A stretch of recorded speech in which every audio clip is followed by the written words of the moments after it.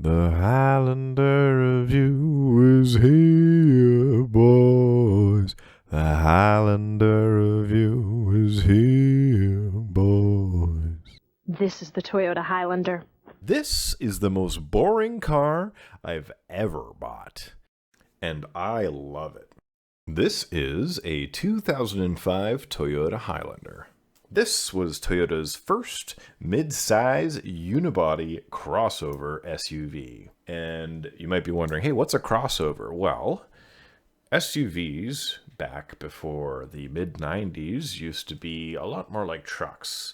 They had a separate chassis or frame where the body was mounted to, which made them feel like a truck. And I think that's why some people still call SUVs trucks. But nowadays, pretty much every single SUV you see is constructed like a car with a unibody system which combines the frame and the chassis into one unit. You can't separate them. Since it was constructed like a car, it handles like a car. This first-gen Highlander is Toyota's first successful step into the modern age of crossovers. Introducing the smooth-riding Toyota Highlander.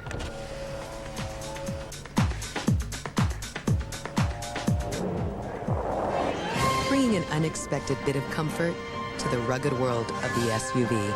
This late model first-gen Highlander came with the new upgraded 3.3-liter 3MZ-FE V6 engine. It makes 230 horsepower at 5,800 RPM and 242 foot-pounds of torque at 4,400 RPM. It has a curb weight of 3,880 pounds, a 5-speed automatic transmission, and a front-wheel drive focused all-wheel drive system that kicks in when you start slipping. This also happens to be the fastest car I've ever owned, with a 0 to 60 in approximately 7.8 seconds. Now this is a 19-year-old Highlander. Got 221,000 miles on it. And the lady wants to know, should I open it or should I keep it sealed? This is the first car I ever bought that I had no enthusiast intentions with. I've always tried to find some cool manual car or something sporty or interesting. But this is the car, I just needed a car. Even the Neon, when I needed a car, I was like, let's get a manual. Now this, I just found the most reliable, most spacious, and cheapest thing that I could get. And man, do I love this car. Except there's one little tiny itsy bitsy modification. And you may have already noticed it. It is the wheels. These wheels are from a base model Honda Prelude. I had to put 20 millimeter spacers on the back of this thing and hub converters to make this fit properly.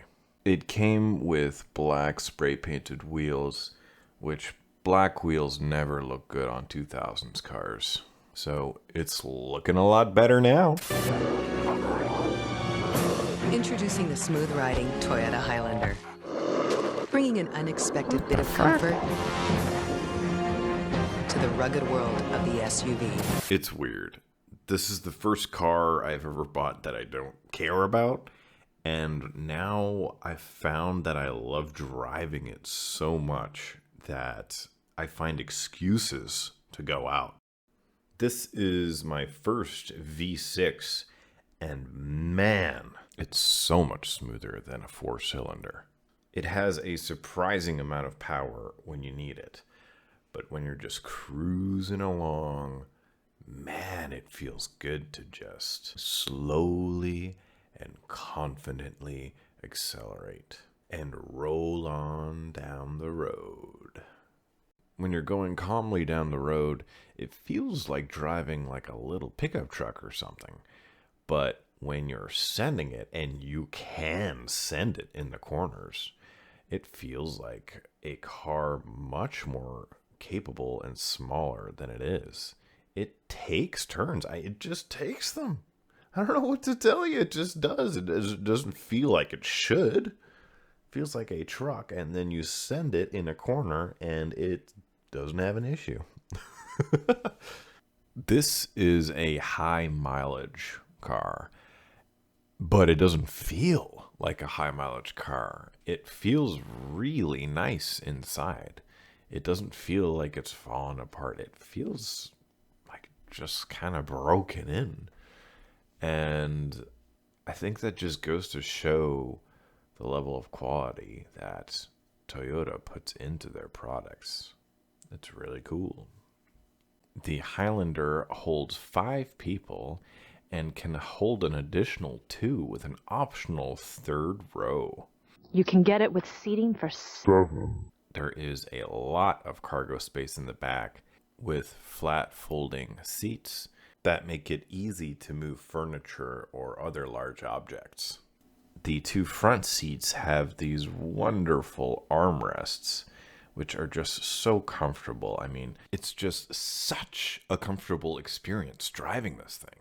It also has this really neat center console tunnel design that has a ton of storage, and it's very sleek down the middle. You can just hide it all, and yeah, it's nice. But this Highlander's comforts go beyond having extra space and good build quality.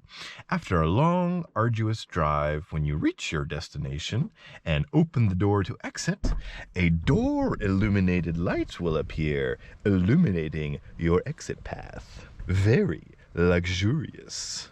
Let's talk about the name for a moment. Not Highlander, but its international name, Kluger. Bet you didn't know that. Yeah, the Toyota Highlander outside of North America is called the Toyota Kluger. This is because Hyundai already copyrighted the Highlander as a trim level in Australia. So, Kluger. Yeah, I don't get it. It used to be 10, 15 years ago, you could just still get a Honda Civic or a Corolla for dirt cheap. And car enthusiasts knew that Toyotas and Hondas and cars like that were super reliable. But nowadays, the message has gone to the masses. So when you try to buy a car like this, there is a Toyota tax. And this is double for cars that are famously known, like the RAV4, the 4Runner, the Toyota pickup, the Tacoma. Those cars are just, they retain crazy value. Sometimes they even go up in value. It's insane. But somehow the Highlander kind of slips through the cracks. People still know it's a reliable Toyota, but it's not like a sought-after thing like a 4Runner or Sequoia. So in a sense, this is kind of like a little sneaky value Toyota that you can still get. And since hardly anyone watches this channel, me talking about it won't affect the price. So you, the viewer, are winning right now. So go out, go get a Highlander before some big channel reviews it like Doug DeMuro and ruins it and makes the prices go skyrocketing and ruins your chances at getting a cheap, reliable, awesome SUV for the mid-2000s. Go ahead and you can say you've secured it while Wajart was reviewing this. That's how you found out about the Highlander. Whenever I've bought a car in the past, I've always worried about it. I've always worried about it like falling apart or being broken, or I've worried about like the value of it dropping because I want to preserve it for when I want to sell it. This is the first car that just genuinely feels like a supportive figure in my life. There's just none of that stress. It feels like a buddy that's giving me a hug and saying like, man, I'm here for you, man. And that's a beautiful thing. So thank you, Toyota Highlander. Thank you for your support. I love you. So what if the NOx sensors codes are on? I've had customers drive them 10 years with that, and as long as you don't need emissions testing, it'll run perfectly fine.